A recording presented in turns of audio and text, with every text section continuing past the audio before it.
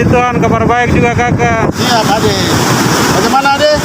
Sehat-sehat kah? Sehat-sehat, puji Tuhan. Siap Ade. Saya lihat kakak ini ada lihat pemandangan di sore-sore di pantai nih kakak, mungkin ada inspirasi ke.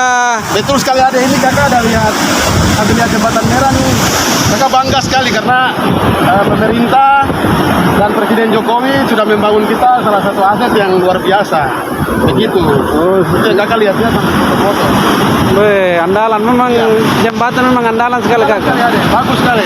Jadi kita mudah-mudahan sekarang bisa foto-foto apa.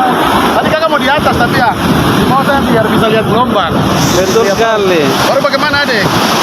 Ini kakak saya lihat ini Natal sudah dekat, baru macam seperti dulu-dulu tuh orang bilang nanti ada Desember kacau kah, ada sejarah-sejarah masa lampau yang orang bicara-bicara nih.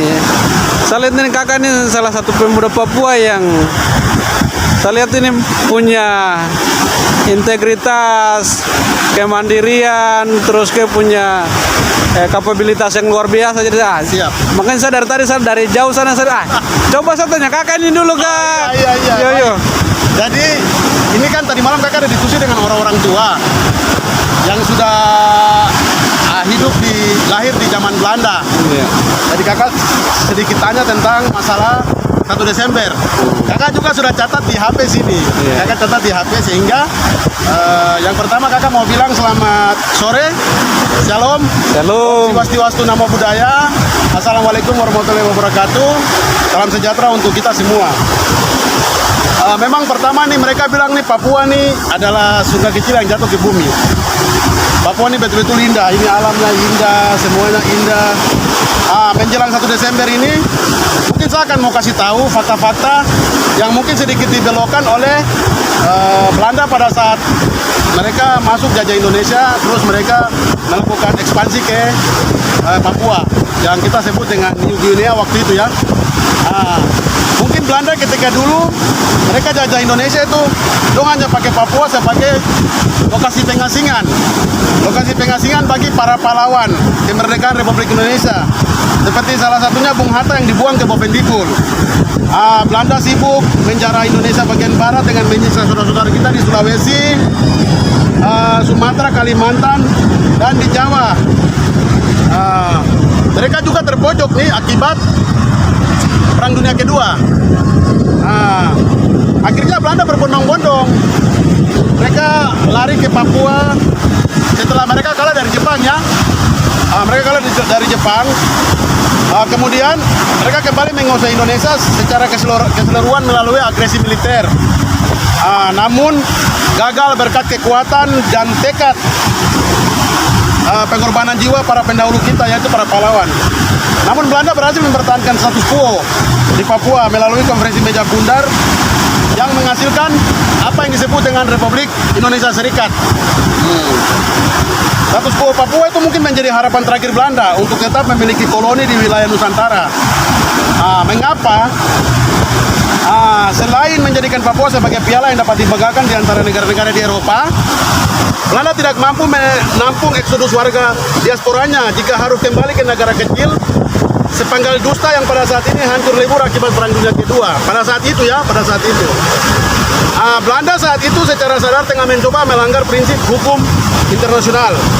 Uti Occidentis Juris, atau prinsip yang sebelumnya dijajah mengikuti batas wilayah ketika negara tersebut masih dijajah, yang secara terang menentukan Papua sebagai bagian dari Negara Kesatuan Republik Indonesia.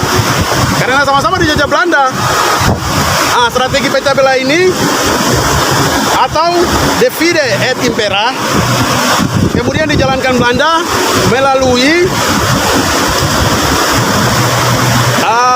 tentara-tentara lokal. Mereka mempersiapkan tentara lokal dan kelompok perlawanan Papua dengan doktrin sesat yang mengkotak-kotakan suku di Indonesia. Padahal kita ini sama, tapi mereka memakai doktrin ini supaya mengkotak-kotakan berbagai macam suku. Belanda memberikan doktrin isu rasial dan perbedaan kebudayaan sebagai janji-janji untuk merdeka kepada segelintir elit di Papua pada saat itu. Belanda membuat bendera dan lagu kebangsaan sebagai iming-iming Papua merdeka. Faktanya sejauh ini tidak ada dokumen resmi dari pemerintah Belanda yang mengakui kemerdekaan Papua baik pada tanggal 1 Desember 1961 maupun 1 Juli 1971. Bahkan komunitas internasional justru mengakui Papua sebagai bagian dari Indonesia melalui penempatan misi UNTEA untuk mempersiapkan PPRA 1969 dan turut disahkan melalui resolusi 2504 di sidang umum PBB. Nah, sedikit lagi yang kakak jelasin. Lebih dari itu semua, janji palsu tersebut sangat terlihat dengan tidak dimasukkannya Papua dalam Komite Dekolonisasi PBB atau yang dikenal Komite 24. Karena itu satu-satunya jalan yang harus ditempuh Belanda jika ingin memerdekakan Papua adalah dengan atau sama dengan Papua Nugini. Saat Australia mendapat kewenangan menguasai Papua Nugini, mereka daftarkan PNG pada komite tersebut sehingga PNG bisa merdeka. Itu yang Australia lakukan, itu yang Belanda coba lakukan. Jadi kebohongan memang akan terungkap pada akhirnya. Pembuat bendera dan lagu kebangsaan palsu almarhum Nicholas Jowe sebelum wafat beliau sudah kembali ke pangkuan Ibu Pertiwi. Karena beliau sadar bahwa selama ini Belanda hanya memanfaatkan beliau sebagai alat untuk terus berkuasa dan menjaga konflik. Lalu yang sekarang kakak ingin tanyakan nih, kenapa selalu ada yang selalu bicara-bicara merdeka untuk kawan-kawan Papua yang lain? Itu kenapa? Mari pelajari sejarah dengan benar-benar baru bicara sehingga kita bisa tahu apa yang sebenarnya terjadi ya. Jangan kita mudah ditipu dengan isu-isu Papua sehingga kita membenci saudara-saudara kita yang lain ya, seperti saudara kita dari Maluku, dari Aceh, dari Sumatera, dari Kalimantan, dari Jawa, dari Sulawesi, dari NTT. Jangan karena isu-isu merdeka terus kita membenci saudara kita yang lain, itu tidak boleh. Pesan saya, kakak mau pesan nih 1 Desember. Yo kakak pesan sudah. Ya, pesan saya 1 Desember merupakan peringatan untuk suatu kebohongan yang dilakukan oleh Belanda. Dan generasi muda Papua harus berani terima fakta sejarah bahwa Belanda merupakan sumber dari akar konflik di tanah surga ini, tanah yang kita sebut tanah Papua ini. Walaupun mereka sudah angkat kaki puluhan tahun silam, monumen David et Impera milik Belanda dalam hati masyarakat Papua masih tertinggal.